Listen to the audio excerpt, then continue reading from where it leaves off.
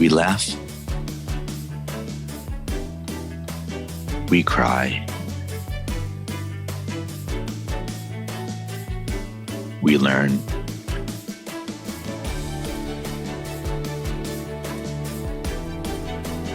But really, what doesn't kill you makes you better at managing clients and everyone. I'm Morgan Friedman, and this is Client Horror Stories. Hello. Welcome to the latest episode of Client Horror Stories. Very excited to have with me the one and only Trisha Daho. Did I pronounce your last name correctly? You did. Thank you. Gold star for me. I can go home. It's all done. Trisha, I really enjoyed our intro call, and I'm happy you're calling in from France at this hour. And I have my drink in hand. I'm excited to hear about your craziest client horror story. Let's go. Okay. So a tiny little bit of background to start this up. I had just jumped out of my corporate career as a partner in a global firm. Everyone thought I was crazy. Well, this is about 6 months in. no matter what happens next in the story, no matter what did or didn't happen, that doesn't mean you're not crazy. That's true. So I was about 6 months into having my own company instead of this gigantic brand behind me everywhere I went. And I needed work to do. So one of my very, very first clients was someone who owned an interior design company. She had never done, anything other than interior design before. She had about 15 employees. So it was a smaller company. And she wanted a business strategist to help her grow her company, figure out what the challenges were with her own people, set up infrastructure, all that stuff. And I first got engaged with her. I was a little worried when I interviewed all of her employees and they all said that she was the problem. But I persevered. And she suddenly one day had this idea. So I was giving her advice over time that she really needed to put a lot more structure and attention to the core business, which was interior designing, and determine what her main client should be, the avatar for her client. And then we'd come up with a strategy to do that.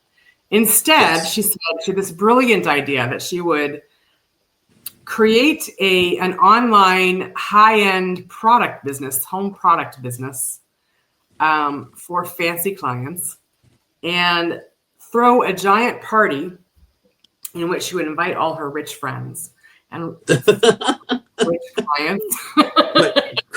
Quite a business strategy. Yeah, let's just throw a party and invite my rich friends. A very expensive party. And she would show them all these beautiful products she's going to sell on her online store. And I said, that is a really, really bad idea. You don't have the money for that. That doesn't make sense for your strategy. No one is going to buy these $700 slippers or, this $800 log that goes on the mantle. Like, it's not going to happen. But she insisted, and she had the party. It cost over $100,000 for the party. Wow. And she invited all of her fancy friends. At the party, no one bought one single thing. And no one bought anything off the website for like a couple months after that. And, she ended up telling it, I was living in Chicago, but Chicago is a very small business. Yes. She was telling people it was my idea to buy all this stuff and create an online business. She was and then it had blaming it all on you. Yeah. And it got back to me really quickly. So I walked in. This is that, I am way bold for other people in my life. I will burn to get other people what they need in my life. I don't do the same for myself very much. Right. But I said, that's it. I had put up with a lot. I had been required to meet her while she had a drink at a club somewhere and talk about her dating life. I was required to go do strategic business meetings while she had manicures. I mean, she was clearly not respectful of me or my time most of the time anyway. But this was the last straw. and I walked into her place of business, and I said, I had a cease and desist letter in my hand, and I said, look, you keep my name and my company's name out of your mouth, or my lawyer will be calling you. And I'm done. Don't call me again. And I gave her the cease and desist letter, and I walked out. And that was wow. Yeah, that was the worst client story. And there were so many lessons for me in that story that have served me for all the time that I have been doing this now. So, by the way, let's go share some lessons. But I have some lessons too from your story. I will start. I think it's interesting that she started bad mouthing you, and even though she's like a client, not a friend, she got back to you in 2 seconds. And I think an underrated piece of advice is that the world is much smaller than you think. That like you don't really expect things to get back to people, but somehow it always does. There's always a friend of a friend of a friend. Yeah. So, and I feel like a lot of people that engage in bad behavior don't realize that. That's one observation. Now your turn for a learning from your story. I guess the one thing she also, the woman who referred me to her is also a friend of mine. Okay. And this woman, so we had this mutual client now, right? This mutual client walked away from paying her $500,000 bill she owed her. She was a lawyer. So you see repeated patterns over and over and over again. This woman did not pay a $500,000 bill to her lawyer. Right. Wow. So, I know there are tons of us out there that are running small companies. We've got to protect each other. We've got to warn each other, because something that catastrophic in a small business is a big deal. That could put you down. That could be it. Okay. So here's another lesson from your story. You just threw it in passing. You're like, oh yeah, we happen to have a meeting when she's getting a manicure. And I think in retrospect, that's a pretty serious red flag, because that was only 2 weeks before I fired her as a client, but yes. and as the manicure says, oh, you met her in a club for a meeting and on a Saturday. My take is when people ask you to do meetings where they're, let's say, doing normal life activities like manicure, etc., that is a sign that they don't take your work seriously. And if they don't take your work seriously, that means there's a very high risk that they're not going to pay the bill. They won't really engage with you. They won't give you the information in the time that you need. So that is actually a pretty good red flag. Yeah, the thing is, I was raised up in a corporate America environment where you were on your game 24/7. You were accessible to clients 24/7. You were always on it. You had to be. That was the culture. And I also am a recovering, not only perfectionist, but people pleaser. And so she played right into that. It turns out she's like a malignant narcissist, if we're really going to narrow it down. But she knew exactly what she was doing. Okay, so that's interesting. So there's this particularly hard challenge for people with a people-pleasing personality, because if you're a people pleaser, you want to keep on giving people the benefit of the doubt over and over and over. So actually here, this is a good lesson that hasn't come up before. I try to get new lessons in every episode. We already got one. That if people are inviting you to meetings during, like, when they're manicures in their everyday life, that's a yellow flag. Let's say here's another lesson.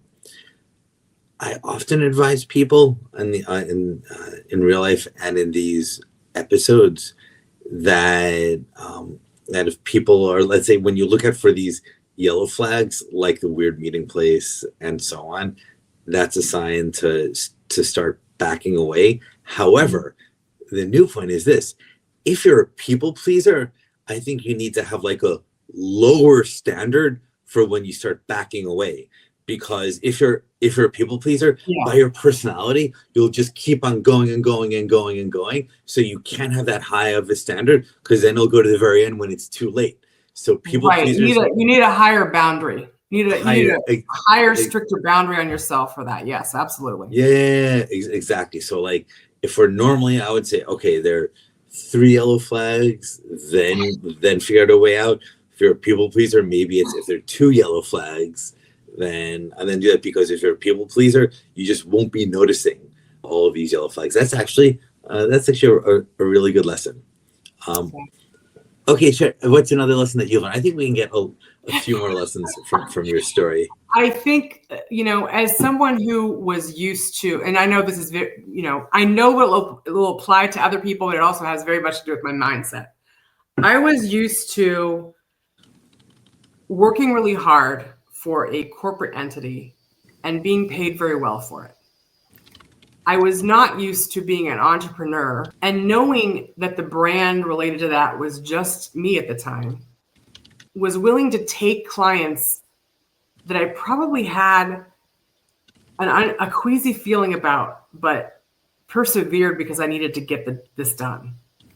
And that is a big mistake. I was approaching this from a scarcity mindset of, I got to make this happen, instead of, is this right for me? Is this the best use of my time?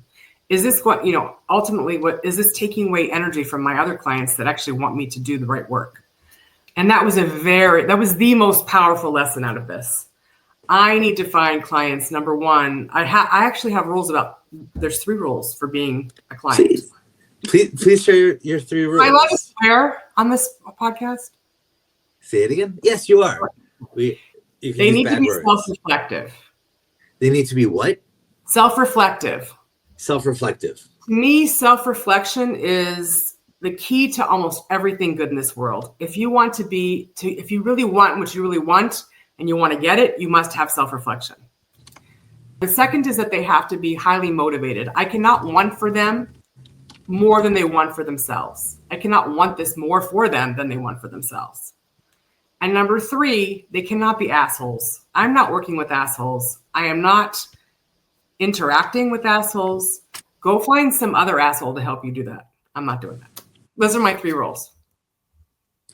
I think those are great rules. I've heard variations of rules 2 and 3 before, but number 1, I haven't heard in this sort of context before as a requirement, but I really like it.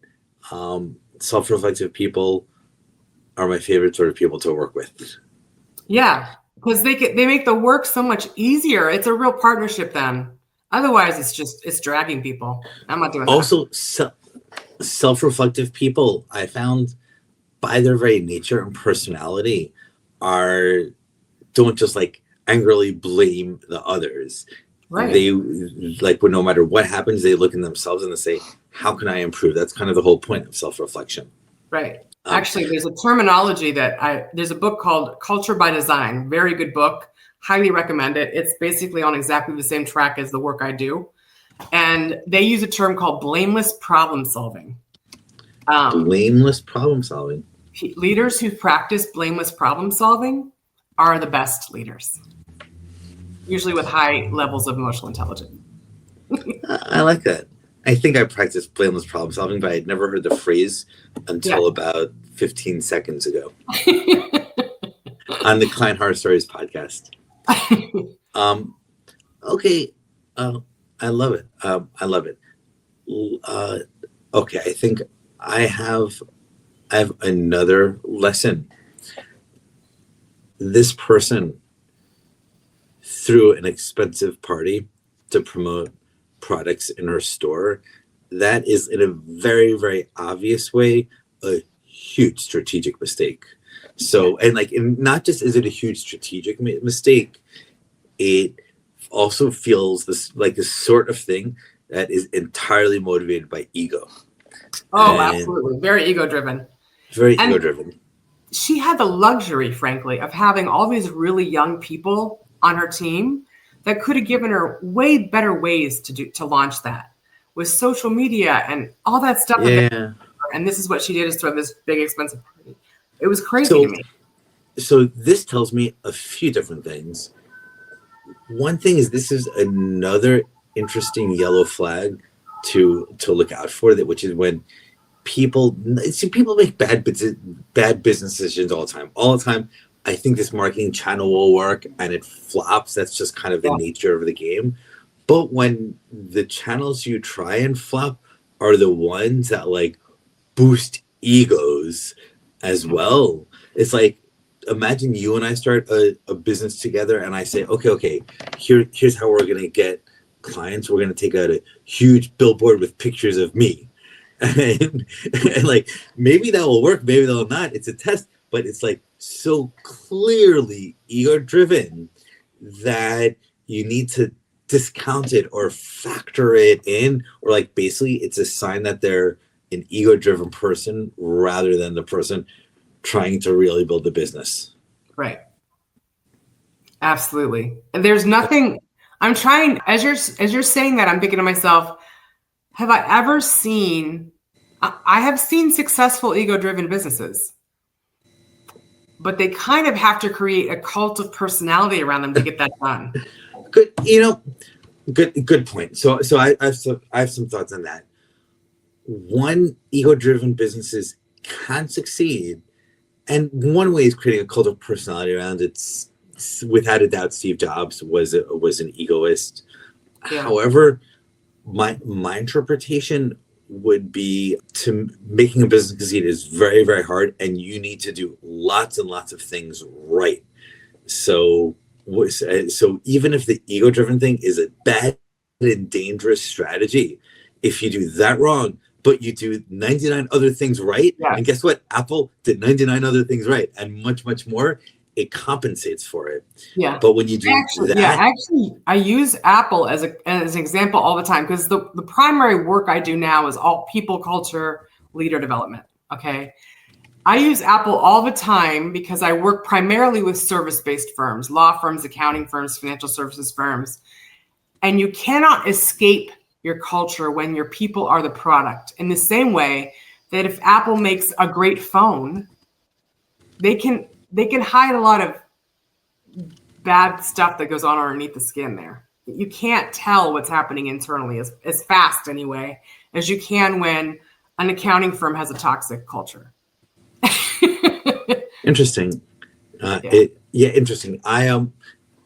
I make a variation of that point, which is a slightly different point, but allied to it, which is I often point out to clients, etc., that companies making a lot of money hides problems. So Apple making tons of money, if they have culture problems, it doesn't matter. They just throw endless money. They pay people a lot more. They build up other divisions. But it's when the good times run out, when you're not making when everyone's much money. Afraid. Exactly. That's when the problems can no longer hide under the carpet, and then they blow up. So ego-driven businesses can work as if they have other compensating factors. This is the reason why in the language of this podcast, Client Our Stories, I usually talk about yellow flags, not red flags. Like a red flag you see, so you have to run away. But things like the narcissist party isn't a red flag, it's a yellow flag, because there are other great things that could potentially compensate for it. And the problems happen when you is not with a yellow flag. The problems happen when you have a couple of yellow flags together. Like one yellow plus one yellow plus one yellow equals red. 1000%. Unless you're a people pleaser, in which case there's only one yellow plus one yellow equals red. Thank God I'm over that. and also thank God that I'm making an assumption here. Your bill to this woman was not $500,000. No, it was not. It was not. Yeah. I feel bad. When I think back on it, I have done the work. This was nearly 10 years ago now. It was probably 8 or 9 years ago. The way I have elevated my firm and my own brand and what we accomplish and the things that we do and the people that we're willing to work with is just exponentially better than it was back then. So thank God for that too. But yeah, there were a lot of really important lessons. I shored up my contract and what it looks like and all that stuff too. I mean, these are the hard lessons that small business owners learn every single day. The hard way, most usually. You just hope you learn them before it's over for you because you got in really big trouble. One of the points of this podcast is to help people learn the lessons before it's too late. Yeah. Question: after you handed her the cease and desist, what did she just disappear? Did she pay the final invoice? Did she stop did not talking pay the about final you? invoice. She did not. Ironically, her CFO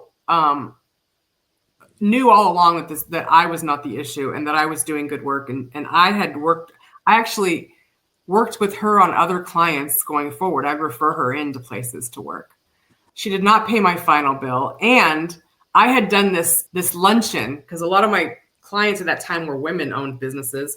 I had thrown this luncheon so they all could meet each other and maybe have a network with each other on what they were doing because they were all doing similar work with us. They were doing business strategy work.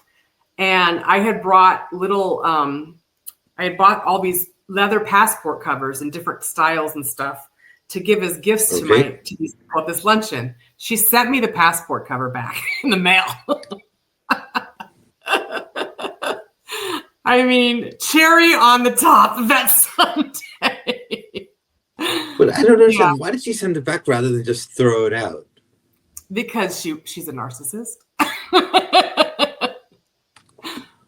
She wanted to make a point. To make a point. Yeah. Yeah. And she made it. She made me feel really good about my decision, so it worked out. I love it when the point that people make is the exact opposite of the point they think they're making. Yeah. That happens all the time. Especially when people make ego-driven decisions and points, right? The lesson is always for the recipient of that. The lesson is too often stay away from people like this. Yeah. I think about this a lot when I have to deal with complex clients that, let's say, yell, or screaming. I found people that scream almost every once in a while. It's valid, but 99 out of 100 times, I can't believe you did. The person doing the screaming thinks they're getting the others to do the work that needs to be done and to get them to do it right. But when really the lesson that they're giving to everyone else is, dude, stay away from this person. Yes.